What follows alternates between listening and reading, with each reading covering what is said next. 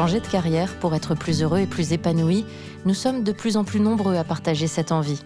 Insatisfaction, routine professionnelle, envie de challenge, les raisons d'une reconversion sont nombreuses, mais il faut souvent plusieurs mois ou années avant de sauter le pas. Parfois, un retour d'expérience ou un témoignage peuvent agir tel un déclic. Des voies, des choix, des trajectoires. Reconversion, c'est le podcast de l'organisme de formation IFOCOP qui vous aide à préparer au mieux votre future vie professionnelle. Dans cet épisode, Estelle nous raconte comment, après 25 ans de carrière dans les laboratoires, elle s'est donné un nouvel objectif, aller plus loin dans le domaine de la qualité et se former, un défi qu'elle a relevé à distance et qu'elle ne regrette pas. Écoutez. Bonjour Estelle. Bonjour. Merci d'avoir accepté notre invitation pour cet épisode du podcast Reconversion.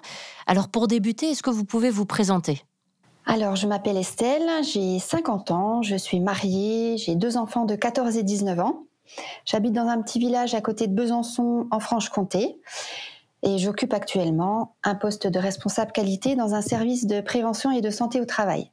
Auparavant, vous étiez technicienne de laboratoire. Est-ce que vous pouvez nous raconter un petit peu cette partie de votre carrière ? Donc au lycée, j'étais très engagée dans la biologie, donc c'est pour ça que j'ai choisi de faire un BTS d'analyse biologique et de travailler en laboratoire d'analyse médicale. J'ai commencé ma vie professionnelle en tant que technicienne il y a 28 ans, voilà. Et je faisais les analyses et les prises de sang. Dans les années 2000, la qualité s'est invitée progressivement dans les laboratoires. Et donc, comme je suis plutôt de nature rigoureuse et organisée, spontanément, mon directeur de l'époque m'a proposé de travailler avec lui pour engager les premiers éléments de la démarche qualité. Vous évoquez la qualité. C'est un métier qu'on ne connaît pas forcément très bien. Vous pouvez nous expliquer ?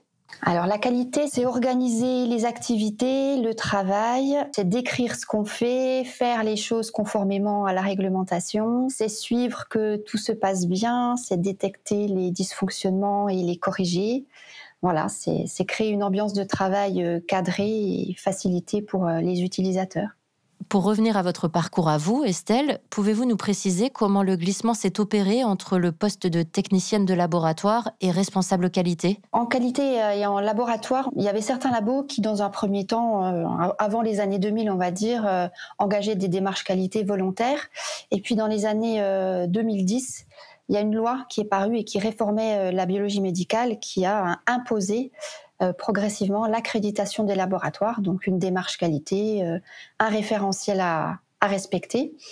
Et donc, moi, en tant que technicienne de labo qui organisait déjà pas mal les choses et rédigeait les procédures dans mon labo, petit à petit, alors c'était quelques heures par semaine au départ, à mi-temps, puis même à temps complet ensuite, de mettre en place, de travailler sur la démarche et l'accréditation des labos. Mais vous avez quand même ressenti le besoin de vous former, de vous spécialiser. Oui, parce que j'étais très à l'aise avec ma partie technique, donc du coup c'est aussi plus facile de trouver des solutions pour répondre aux normes quand on connaît bien le terrain. C'était l'avantage, mais inversement, j'avais pas la formation qualité globale, générale. Et alors comment vous êtes-vous lancée dans une formation ? Dans un premier temps, j'ai essayé de valider mes acquis d'expérience qualité, puisque j'occupais le poste, on m'avait nommé responsable qualité alors que j'avais juste mon BTS. Et à l'occasion d'un bilan de compétences qui a mis en évidence que finalement la qualité c'était bien le domaine qui était fait pour moi, il fallait bien que je reste dans cette voie-là, mais que j'avais le besoin de légitimer ma fonction par un diplôme. Donc, dans un premier temps, l'idée c'était pas de suivre une formation, c'était de valider mes acquis. Et donc, j'ai pu passer une licence qualité en VAE que j'ai obtenue. Seulement, je restais toujours bloquée dans le domaine de la biologie médicale. Voilà. Et le petit déclic, ça a été, qu'est-ce qui se fait en qualité ? Comment ça se fait dans d'autres domaines ? L'industrie, le service ou encore même d'autres domaines de la santé. Puis aussi, ouvrir un peu les choses avec les domaines qui sont bien liés à la qualité aujourd'hui, qui sont l'hygiène, la sécurité et l'environnement. Voilà. Donc, à ce moment-là, ce petit déclic, j'ai commencé à regarder les formations qui existaient.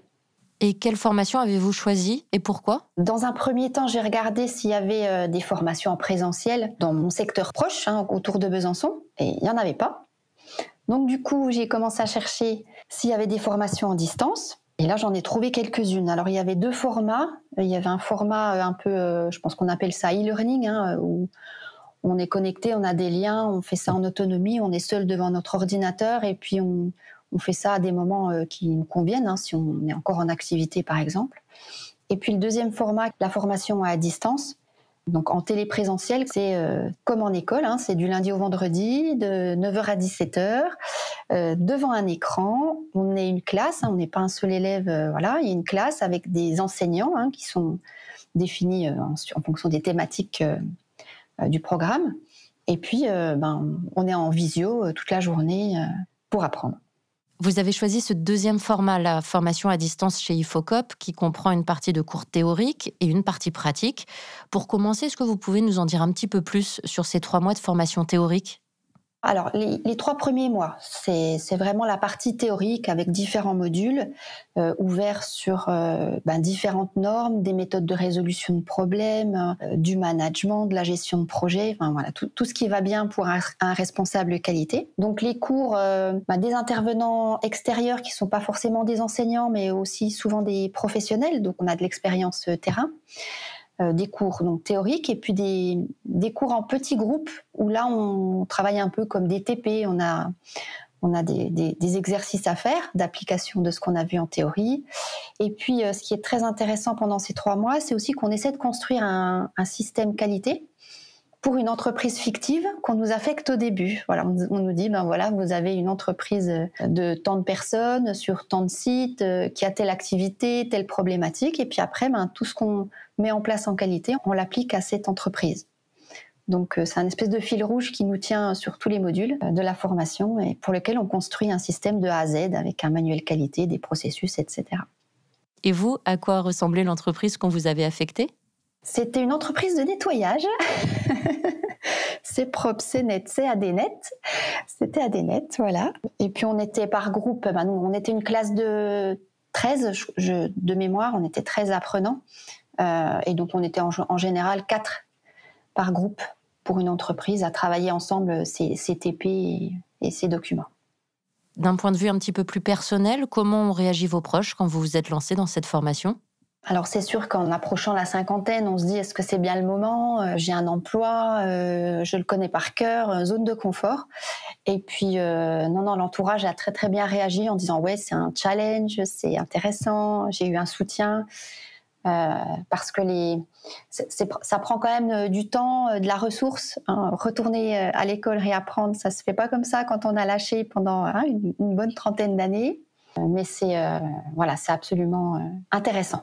Est-ce que ça demande une organisation particulière de se lancer non seulement dans une formation, mais une formation à distance ? Alors oui. Alors moi, chez moi, par exemple, je n'ai pas de bureau.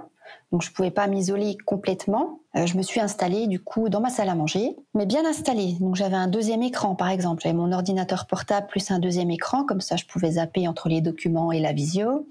Des bons écouteurs, une bonne connexion internet, tout à portée de main, le pot de crayon, la bouteille d'eau, le petit encas à grignoter. On a des pauses bien évidemment, mais voilà, bien s'organiser et puis fixer les règles au sein de la famille. Bon, mes enfants étaient grands, en 14-19, ils sont assez grands pour comprendre que entre 9h et 17h, personne venait à la salle à manger, personne m'appelait, ça a été bien respecté. Et vous avez identifié des difficultés particulières dans ce parcours ? Alors, faut comprendre que les cours, c'est une chose, donc de 9h à 17h, mais on a des petits devoirs à faire quasiment tous les soirs et souvent en groupe d'ailleurs, donc c'est vraiment aussi avoir une disponibilité après 17h. Soit tout de suite après 17h pour certains, soit des fois on se retrouvait à 20h, 21h.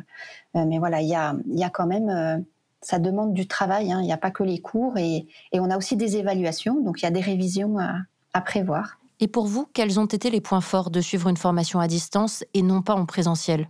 Alors bien entendu, on est sur place, on ne bouge pas, on est à la maison, donc on n'a pas de trajet, pas de difficulté de transport. Voilà, ça a été le petit confort de la formation à distance. Maintenant aussi, le format IFOCOP, il a l'avantage aussi qu'on est une classe.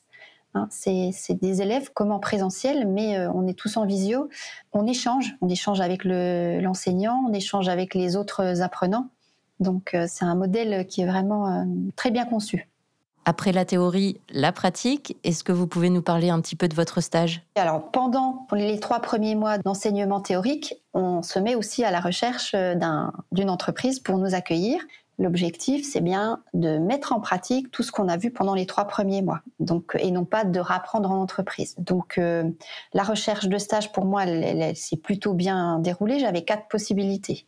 Donc après, j'ai fait un choix et j'ai choisi, là où je me trouve actuellement d'ailleurs, j'ai choisi l'entreprise qui offrait une possibilité d'embauche à la clé.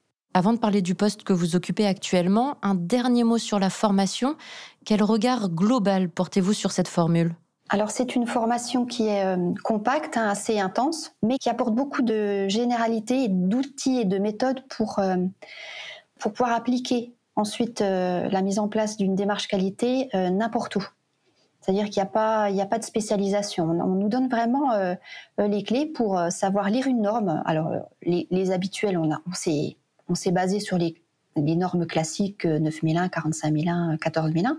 Mais avec la façon dont on nous l'a appris, on peut aujourd'hui empoigner n'importe quelle norme plus spécifique, plus technique. On sait décortiquer une norme. On a vu aussi des outils de résolution de problèmes, des techniques qualité, des méthodes, et qu'on peut appliquer également. Donc c'est très généraliste, et en sortant avec ce bagage-là, finalement, on est vraiment capable d'aller travailler un petit peu partout en qualité, hygiène, sécurité, environnement.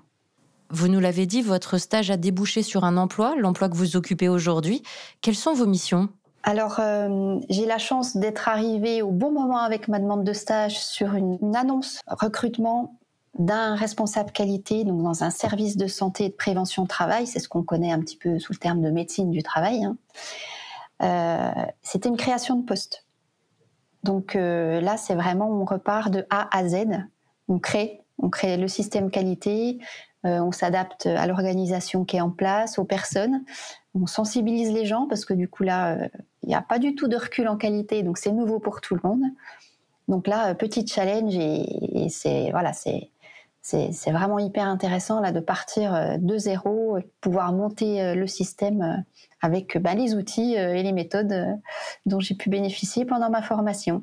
Donc pas de regret, vous êtes heureuse de vous être lancée dans un nouveau défi après 25 ans de carrière ? C'est grisant, c'est enthousiasmant, et c'est un changement.